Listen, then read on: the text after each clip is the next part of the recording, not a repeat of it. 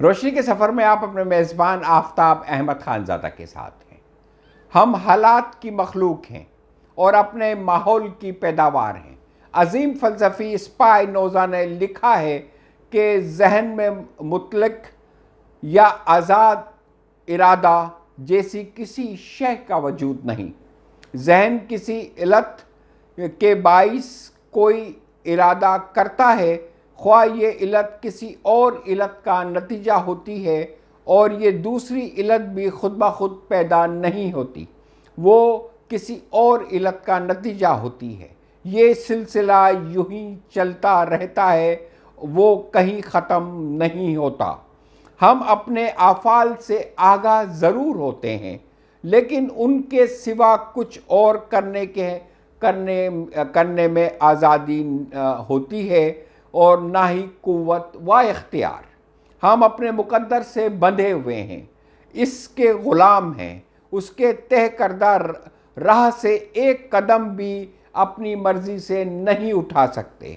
ہم کو اپنی زندگی کے چھوٹے سے ڈرامے میں دلچسپی رکھنے والا تماشائی بننے کی اجازت تو ہے، لیکن اس کی ہدایت کاری میں ہمارا کوئی دخل نہیں۔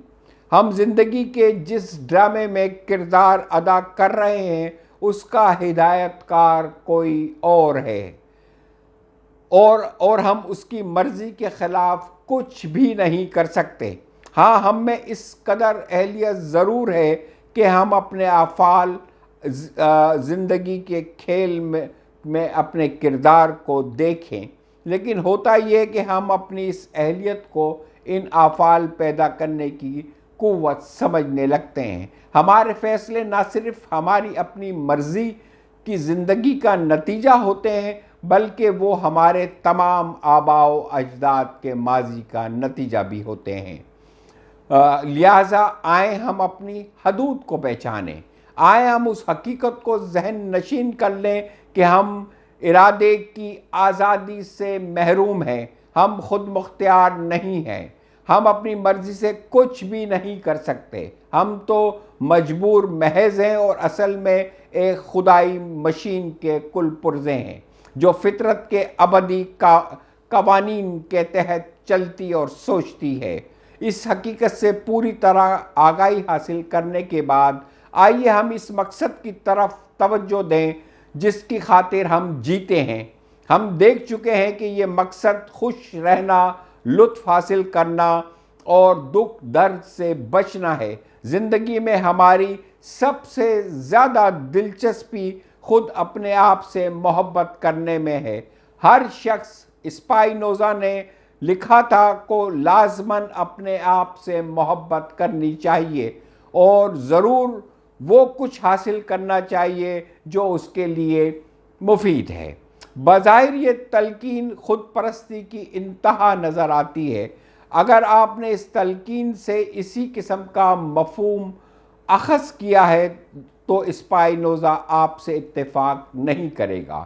اسپائنوزا نے اس کو ایک ایسے انداز میں پیش کیا ہے کہ وہ خود پرستی کی بجائے انسان دوستی اور بے نفسی کی انتہا دکھائی دیتی ہے۔ کیسے؟ بات یہ کہ اسپائنوزا ہم کو جتلا دیتا ہے کہ اپنے آپ سے محبت کرنے کی خاطر آپ کو لازمی طور پر دوسروں سے محبت کرنی چاہیے۔ محبتیں، لطف و کرم اور مسرتیں، یہ روح کے وہ خزانے ہیں کہ صرف اس وقت مزہ دیتے ہیں جب ان کو کھلے عام لٹایا جائے، سب میں بانٹا جائے اور سب کو ان میں شریک کیا جائے۔ یہ وہ خزانے نہیں جن پر لوہے کے تالے لگا کر کالے ناگ کی طرح ان پر پہرا دیا جائے۔ یہ کام آئیں گے نہیں، یہ لٹانے سے کام آتے ہیں، اس طرح سے کام نہیں آتے۔ ارسطو نے بھی یہی بات اسی دوسرے مختلف انداز میں کہی تھی۔ اسپائنوزا ارسطو کے نظریے میں زیادہ وسعت پیدا کرتا ہے۔ وہ اور اس کا جدید زندگی پر اس کا اطلاق بھی زیادہ ہوتا ہے۔ چنانچہ وہ کہتا ہے کہ دانا آدمی کو خوب معلوم ہوتا ہے کہ وہ دوسروں کی مدد ہی کر کے اپنی مدد کر سکتا ہے۔ اس کو احساس ہوتا ہے کہ انفرادی مسرت اصل میں باہمی مسرت ہے۔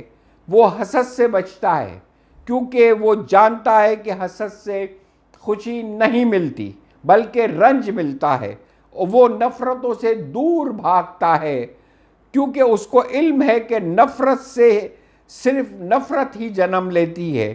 وہ دوسروں کو نقصان پہنچانے سے گریز کرتا ہے کیونکہ اس کو پتہ ہے کہ دوسروں کو نقصان پہنچانے سے خود بھی نقصان سے محفوظ نہیں رکھا جا سکتا اپنے آپ کو۔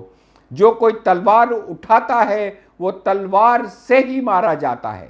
وہ فتح حاصل کرنے میں دلچسپی نہیں رکھتا کیونکہ اس پر واضح ہوتا ہے کہ ہر فوجی کامیابی مستقبل میں ایک انتقامی جنگ کا بیج بو دیتی ہے۔ ہماری عظیم الشان فتوحات پر اس نے لکھا تھا، ہتھیاروں کے ذریعے حاصل نہیں ہوتی، وہ روح کی عظمت کے بلبوتے پر حاصل ہوتی ہے۔ یہ فلسفہ ہماری اشرافیہ کو ہر صورت میں سمجھنا چاہیے اور انہیں جس طرح وہ مسرتوں، زندگی کی مسرتوں اور لذتوں پر کالے ناگ کی طرح بیٹھ گئے ہیں، ایک دن یہی کالا ناگ اس اشرافیہ کو ڈس لے گا۔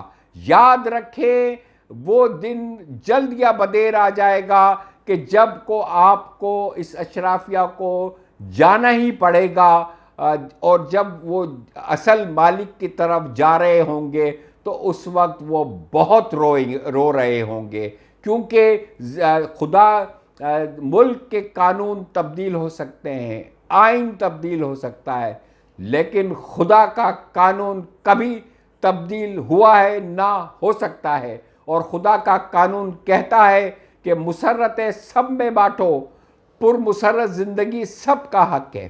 خدا حافظ، اپنا اور اپنے پیاروں کا بہت خیال رکھیے۔